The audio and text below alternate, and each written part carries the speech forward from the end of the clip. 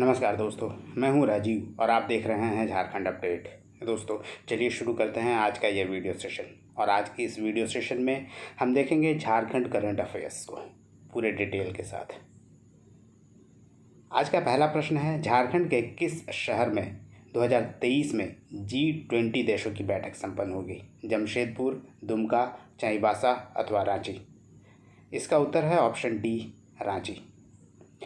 दोस्तों आपको बता दें कि G20 जो कि दुनिया के विकासशील और विकसित देशों का संगठन है की बैठक 16 से 17 फरवरी और 16 से 17 मार्च 2023 को रांची में होगी।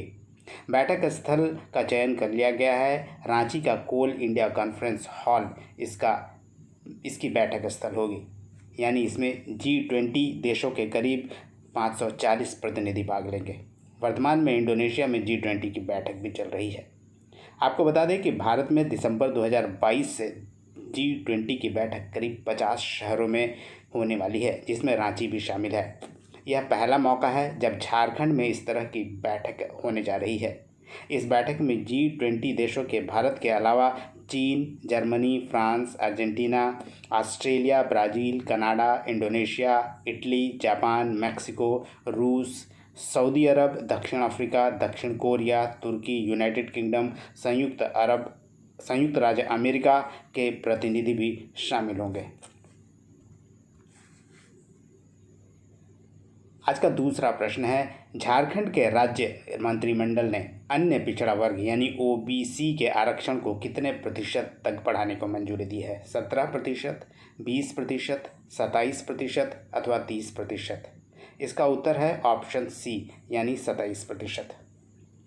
झारखंड के राज्य मंत्रिमंडल ने 14 सितंबर 2022 को अन्य पिछड़ा वर्ग यानी OBC के आरक्षण को बढ़ाकर 27% तक करने को मंजूरी दे दी है। वर्तमान में राज्य में OBC को 14% आरक्षण मिलता है, लेकिन अब इसे बढ़ाकर 27% कर दिया जाएगा। यह 27% आरक्षण OBC को 2 कैटेगरी में दिया जाएगा। पहली कैटेगरी में अत्यंत पिछड़ा वर्ग अनुसूची 2 में 15% आरक्षण दिया जाएगा। वहीं दूसरी यानी पिछड़ा वर्ग अनुसूची 2 के अंतर्गत आने वाले OBC कैटेगरी वालों को 12% आरक्षण दिया जाएगा। इस तरह दोनों कैटेगरी को मिलाकर कुल OBC को आरक्षण 27% तक करने की मंजूरी सरकार ने दे दी है। आज का तीसरा प्रश्न है, झारखंड के राज्य मंत्रिमंडल ने अनुसूचित जाति यानी शेड्यूल कास्ट और अनुसूचित जनजाति शेड्यूल ट्राइब के आरक्षण को कितने प्रतिशत करने की मंजूरी दी है? 12% और 28%, 13% और 28%, 18% और 28% अथवा 20% और 28%? इसका सही उत्तर है ऑप्शन ए, 12% एवं 28% क्रमशः।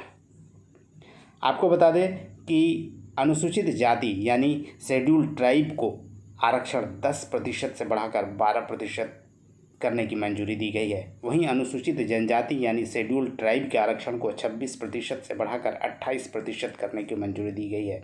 इस तरह शेड्यूल कास्ट और शेड्यूल ट्राइब्स के आरक्षण को 2% बढ़ाए जाने का निर्णय लिया गया है।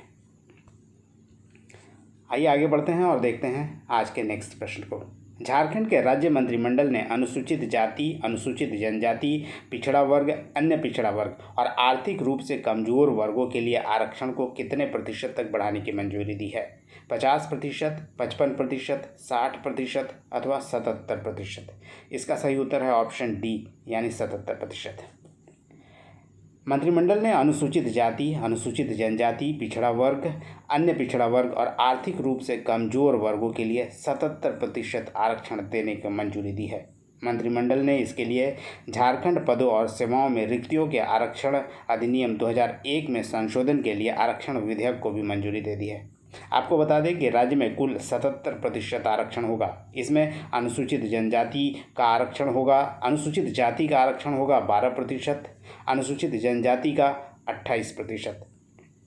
वहीं अत्यंत पिछड़ा वर्ग 2 के लिए यानी अनुसूची 2 के लिए 15%, वहीं पिछड़ा वर्ग अनुसूची 2 के लिए 12%। वहीं आर्थिक रूप से कमज़ोर वर्ग यानी इकोनॉमिकली वीकर सेक्शंस के लोगों को 10% आरक्षण देने की बात कही गई है।